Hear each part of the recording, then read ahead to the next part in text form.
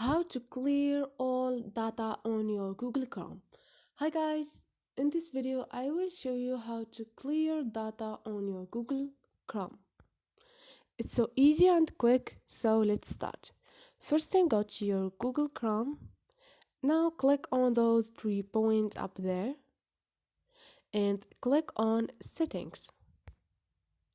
Scroll down and click on site settings. Scroll down again until you find data stored and click on it. And here you're gonna find all your data stored, which is all your sites that you ever visit on your Google Chrome. And you can just basically click on the clear all data at the bottom and clear all your data. So this is it guys, hope this video was helpful to you, and if you liked the video don't forget to subscribe and like.